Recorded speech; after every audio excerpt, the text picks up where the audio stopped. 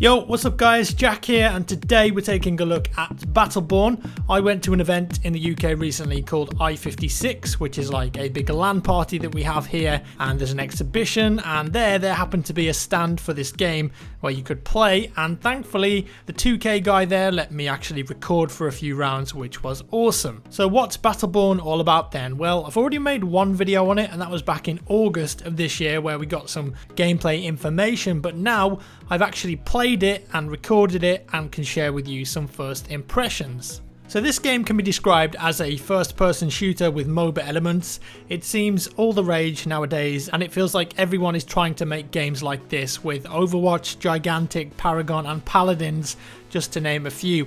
Battleborn, however, is developed by Gearbox Software, and that's probably why you'll be instantly familiar with the aesthetic here. It's very Borderlands-y, as you can see. And here I was playing a multiplayer match of a game mode called Meltdown, which is 5 versus 5 plus AI. The objective being to escort your minions or creeps into designated grinders to win points, whilst preventing the other team's minions from reaching their grinders and killing themselves. The bigger minions score more points, and the first to 500 wins, and when a team hits the halfway mark, which is 250 points, their grinder will move further away into enemy territory, making it harder to reach. I don't know why you're grinding up your own minions, and I don't know why that scores points for you. I'm sure there's some backstory towards it, but maybe they're lemmings wearing robot armor.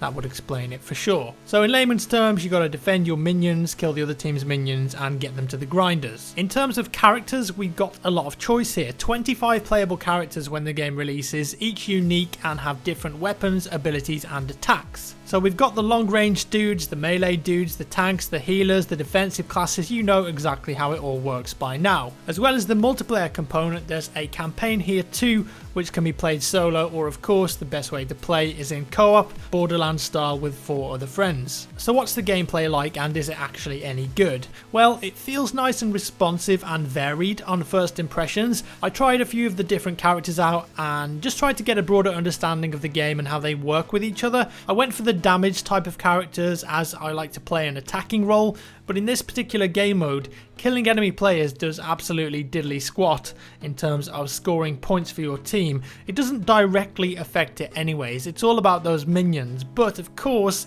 if you take enemy players out, they won't be able to kill your minions because they're dead. So it does help in a certain way, and that's what I like to keep telling myself anyways. Also, you can taunt after you kill them. This guy obviously has the best taunt in the game, that booty though. But check this out, instead of having like 4 basic skills to use, there's a system in place here for each character called the Helix system. And if you get kills or score objective points, you'll level up during the game and have the option to customize your character a little bit and modify the existing abilities that you already have. Also at level 5, you get that character's ultimate ability. So for example, with the Oscar Mike character, he's kind of like the run and gun guy. His third Helix point is a choice between putting a red dot sight on your gun that will enable full speed movement while aiming down the sights, or on the other side it's putting on a long range scope, which is going to increase your maximum effective range. So it's a bit of a balancing act really, and there's lots of ways to set up your character.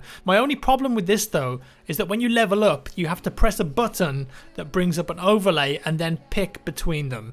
Obviously in a fast-paced competitive multiplayer shooter, this isn't ideal, and it's going to leave you defenseless, resulting in death on many occasions. I think a great system to have in place would be to let players customize a number of preset Helix trees, which they can then apply to their character at the start of the round. So as soon as you level up, it automatically applies that decision for you. So you aren't going to be standing around like a lemon reading menu screens while someone is wailing on you with a rocket launcher. Of course, if you want to change your mind mid-game, you should be able to disable that automatic choice that you've set up. This would definitely be a good addition to the game, and it would remove those pauses in the flow of the gameplay. Another gameplay element we have here is shards. You can collect shards to accrue shard points and use them to build tactical structures around the map. So it's not all just about killing. You've got to control areas and search for the shards too. You can build things with shards such as healing stations, auto turrets which will fire on enemy minions and players, and also accelerators which will speed up your team's minions and help them to reach the grinder faster. Again, not sure why they would want to do that, but they do. Now if you can manage to collect 600 shard points, you can spawn a super minion, and that will be tanky, and it's going to dish out a lot of damage to the enemy heroes and minions alike. Something that was briefly mentioned too, there is kind of a loot and gear system in this game where you open up boxes and you can apply certain effects to your characters. I didn't really get to use it that much, but that is in place here, so it's going to have that whole CSGO opening boxes and crates thing in it. Ultimately, Battleborn is a lane-based momentum team game in multiplayer as far as I can tell, and I have to say that I enjoyed what I played in this one game mode so far. As for the campaign, well, we tried some of that too, and it was very reminiscent of Borderlands in its mechanics, design and its humour. In this particular map we were attempting to destroy a giant robotic spider called Jeff, because that's what you do. Jeff's been a naughty boy and we got to stop him.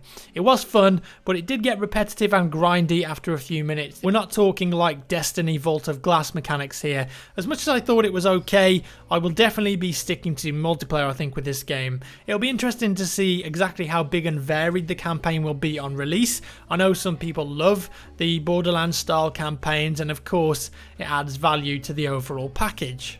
So that's all for today, guys. I can't really give you an in-depth look at the game because I only played for a few rounds, and there's a lot more content, characters and game modes that I didn't get to try. To summarise the Meltdown game mode though, some positives would be that it worked well and it was easy to pick up. Each character I played felt significantly different too, which is nice, but I'd love to see more of how the characters synergize and more of a team play element working into the game. As for negatives, on first impressions, I think the HUD is a bit messy and needs to be cleared up. There's a lot going on there, and also I mentioned about the Helix system. It can pause the game and slow the flow down a bit too much. And that's all for today. As always, thank you for watching, and let me know your thoughts on Battleborn down in the comments below. The game should be releasing in May 2016 if all goes to plan. Is there enough room for all of these MOBA FPS games, and which one of them do you think will reign supreme? Give me a thumbs up if you enjoyed the video, thumbs down if you didn't, and I'll see you in the next one.